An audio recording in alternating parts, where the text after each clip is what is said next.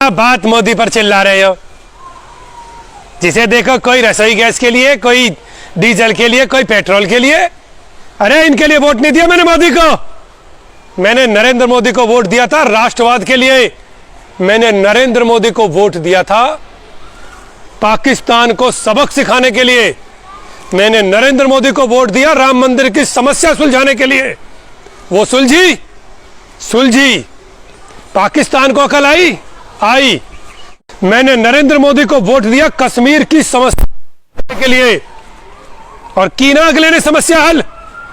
क्या ये समस्याएं पिछली सरकारें हल नहीं कर सकती थी? कर सकती थी, लेकिन उन्होंने हल करना नहीं चाहा। और देखो कितना अच्छा काम हो गया। चीन का इतना सुंदर इंतजाम हो गया। ये तो किसी ने भी नहीं सोचा था कि ऐसा भी समय आएगा कि चीन बॉर्डर से ही भाग जाएगा।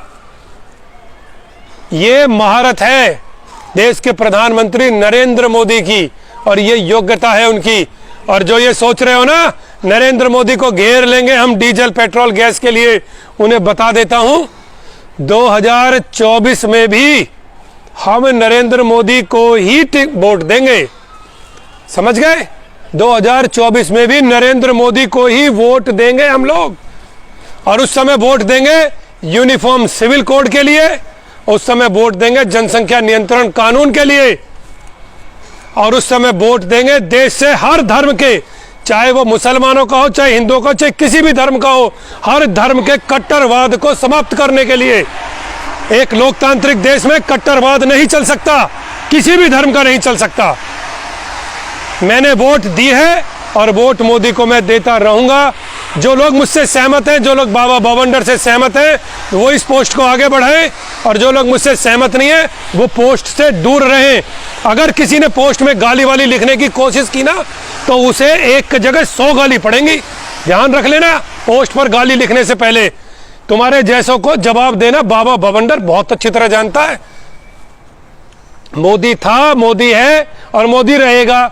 और जो मोदी की दाढ़ी से डर रहे हैं उनके लिए तनिक बता देता हूं।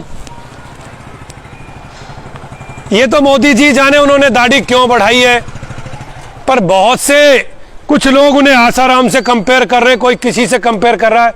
अबे मूर्ख गधे इंसान, ये मोदी है।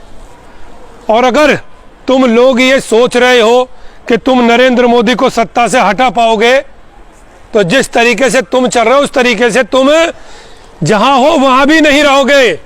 मोदी को सिर्फ वही व्यक्ति चैलेंज कर सकता है जिसका राष्ट्रवाद, जिसका 125 करोड़ लोगों के लिए समर्पण, जिसका देश के हर धर्म जात के लिए समर्पण मोदी से ज्यादा होगा। सिर्फ वही व्यक्ति नरेंद्र मोदी को चैलेंज कर पाएगा, वरना कोई नहीं कर पाएगा। जो लोगों ने तुष्टीकरण की राजनीति की 70 सालों से, 7 दशकों से, देश की आजादी के बाद जो तुष्टीकरण से आगे बढ़े, उन लोगों को यह जान लेना चाहिए कि उन्हें देश को समझना होगा, राष्ट्र को समझना होगा और वास्तविक लोकतंत्र को समझना होगा।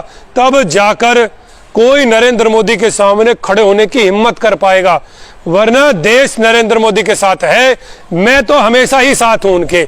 जब तक नरेंद्र मोदी जी जिंदा है तब तक हम मोदी जी के साथ हैं। और मैं ये चाहता हूं कि विपक्ष और मजबूत हो, क्योंकि जितना विपक्ष मजबूत होगा उतना ही नरेंद्र मोदी जी मजबूत होंगे।